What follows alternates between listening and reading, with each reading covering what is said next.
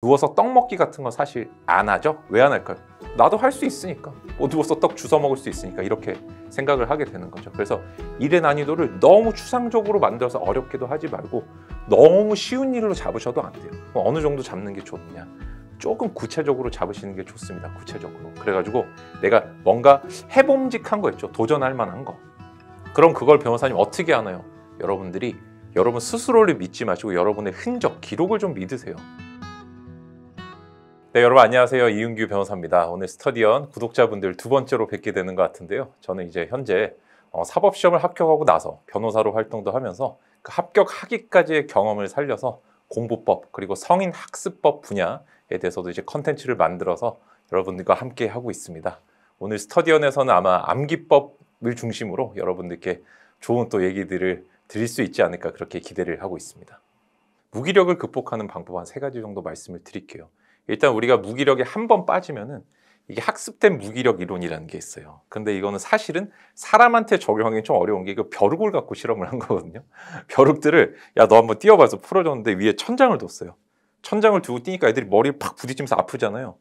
천장을 치우니까 걔들이 그만큼만 뛰더라는 거예요. 이걸 갖고 어떤 심리학자 분이 야 이거 봐라, 한 번 실패를 경험한 사람은 이후에 한계나 조건들이 변동이 돼도 바뀌어도 여전히 그 속에서 살아가게 되더라.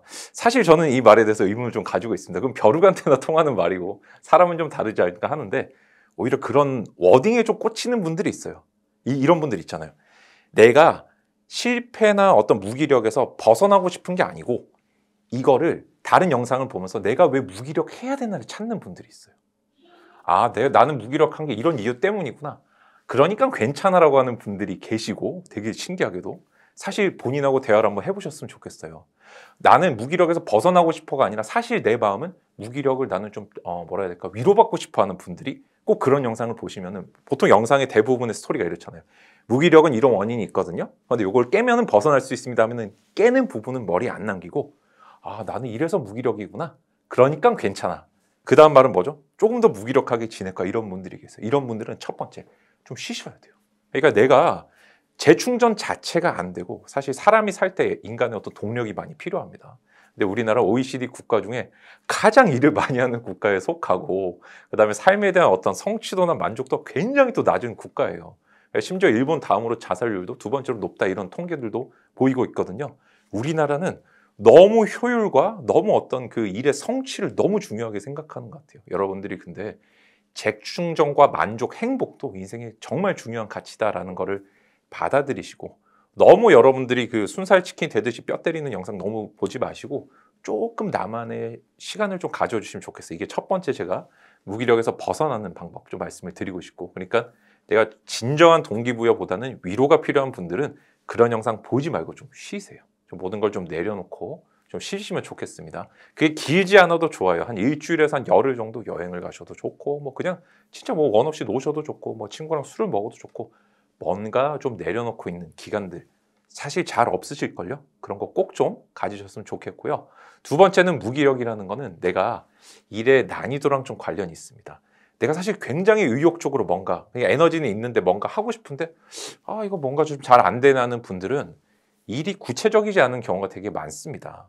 나 내일부터 책을 열심히 읽을 거야, 이렇게 시작을 했는데 막상 내일 되니까 책 읽기가 싫어져요. 책을 딱 펼쳤는데 갑자기 무기력해져요. 이거는 무기력한 게 아니에요. 이건 잘못 알고 있는 거예요. 무기력한 게 아니라 계획이 조밀하지 않기 때문에 생기는 문제예요. 여러분들께 지금 뭔가 어려운 질문 같은 거 하나 드려볼까요? 예를 들어 지금 어디 정도 나라를 가볼까요? 짐바브웨 수도 한번 찾아가실 수 있겠어요? 내 힘으로? 너무 어렵지 않나요, 이런 거? 이게 여러분들의 뇌가, 내 본능이 느끼는 거는, 내일부터 책을 열심히 읽을 거야 라고 했을 때 그 다음의 질문은, 뇌는 나한테 뭐라고 묻는 거냐면 어떻게, 이렇게 물어봐요. 사실 나의 계획이 완전하고 실행력, 추동력을 좀 끌어내려면은 계획이 구체적이어야 됩니다. 그 방법에 대한 고민들을 자꾸 해줘야 되는데 계획만을 자꾸 세우게 되는, 목표만을 갖게 되는 거예요. 나는 목표는 뭐 어디야, 짐바브웨 수도야, 이러면은 어디까지 가는 방법을 알아야 되고, 내일 아침에 해야 될 일이 뭔지, 일어나서 해야 될 일이 뭔지를 세우는 게 계획인데, 여러분들은 계획이 아니라 목표만을 세우죠. 목표만을 세우고, 계획이란 건 목표까지 가는 방법을 얘기하거든요. 수단에 대한 생각이 빠져 있어요. 이게 가짜 무기력함에 빠지는 두 번째 이유예요. 첫 번째 진짜 무기력이고, 이제 가짜 무기력이 빠지는 첫 번째 또 이유고, 그 다음에 다음 문제는 뭐냐면 지금까지 어떤 일의 난이도를 말씀드렸는데 정리를 조금만 더 해드리면 내가 추상적일수록 어렵다는 거예요. 이게 어떻게 해야 될지 모르니까 사람이 점점 하기 싫어져요. 그럼 세 번째 되게 놀랍게도 너무 쉬운 일도 무기력함에 빠집니다. 너무 쉬운 일을 할 때. 누워서 떡 먹기 같은 건 사실 안 하죠? 왜 안 할까요? 나도 할 수 있으니까. 뭐 누워서 떡 주워 먹을 수 있으니까 이렇게 생각을 하게 되는 거죠. 그래서 일의 난이도를 너무 추상적으로 만들어서 어렵게도 하지 말고 너무 쉬운 일로 잡으셔도 안 돼요. 어느 정도 잡는 게 좋느냐? 조금 구체적으로 잡으시는 게 좋습니다. 구체적으로. 그래가지고 내가 뭔가 해봄직한 거 있죠. 도전할 만한 거. 그럼 그걸 변호사님 어떻게 하나요? 여러분들이 여러분 스스로를 믿지 마시고 여러분의 흔적, 기록을 좀 믿으세요.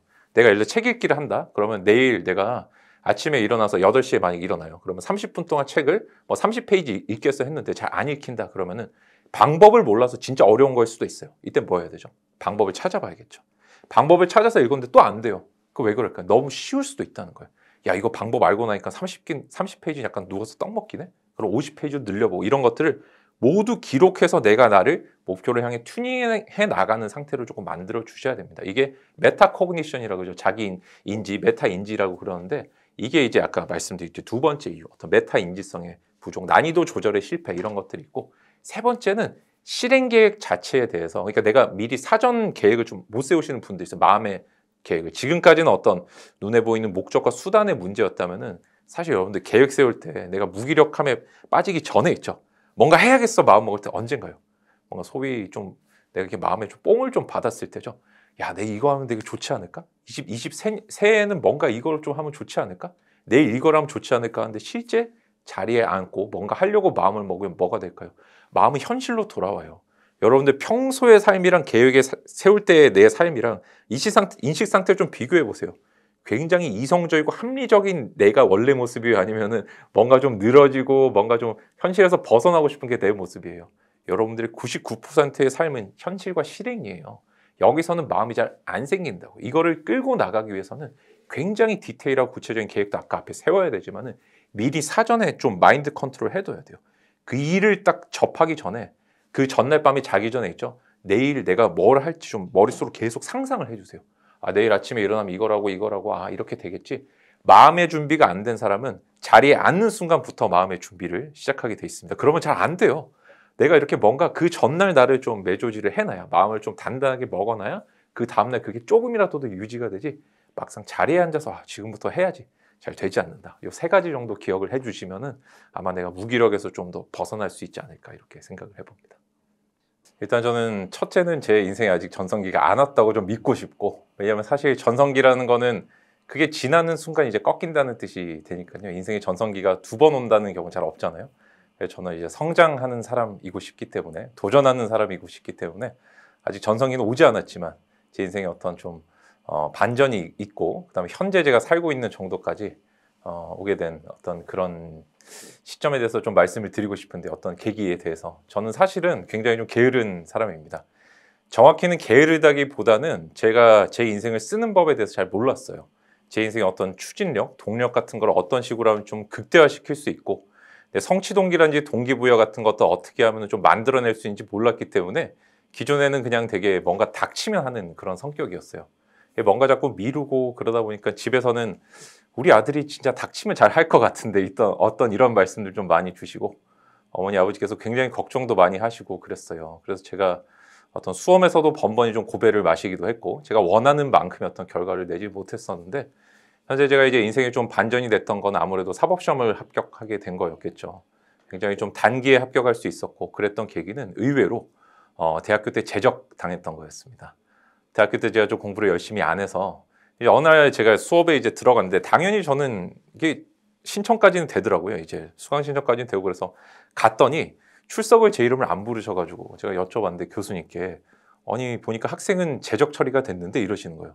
빨리 학과 사무실 가봐라.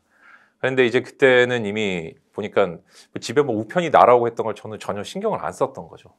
그래가지고 저는 이제 제적이 되고 나서 그때부터는 진짜 제적이 되면 이제 1순위로 영장이 나오거든요. 영장이 나오고 그 다음에 그 당시에 또 개인적으로 또 힘든 일이 있었습니다. 그런데 제가 당시에 또 대학을 재수를 해서 들어간 때였고 사법시험은 곧 폐지가 된다는 그런 때였어요.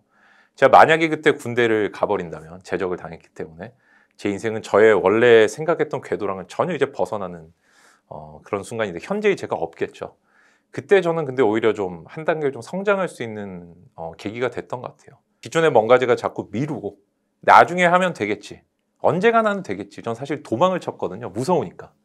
뭔가 이렇게 꼭 사법시험이 아니라도 우리 인생에 뭔가 도전할 만하고 내가 해보고 싶다 하는 일들은 사실 내가 이거 할 수 있을까 하는 일들이 되게 많잖아요. 조금 어렵고 그런 일들. 저도 마찬가지였어요.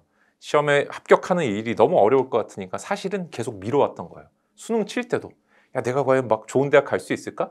무서우니까 그냥 나는 할 수 있지만 안 하는 사람인 척을 좀 많이 했던 거죠. 공부할 때도 마찬가지였고. 근데 그렇게 딱 진짜 지금이 아니면 기회가 없어라는 순간이 되니까 제가 정신이 번쩍 들더라고요. 그러면서 든 생각이 아 이게 평소에 내가 살 때 이상한 사람은 정말 이상한 사람이고 그다음에 뭔가 진짜 인생의 시련이나 고통이 좀 찾아왔을 때 이때 이상한 건 일반적이다. 그때는 누구나 다 어렵고 힘들잖아요. 그죠? 마음도 좀 비통하고. 근데 이때 뭔가 내가 이걸 이겨내고 극복할 수 있다면 내가 진짜 남보다는 조금 더 한 단계 성장할 수 있고 발전할 수 있지 않을까. 이렇게 좀 생각을 다르게 하게 됐던 것 같아요. 사실 지금 좀 편하게 말씀을 드리지만 뭐 그때 한 달 내내 울었어요. 진짜 걸으면서 눈물이 나는 거예요. 내 인생 망했구나 이제 진짜. 큰일 났구나. 내가 진짜 집에도 뭐라고 말씀드릴 수가 없잖아요.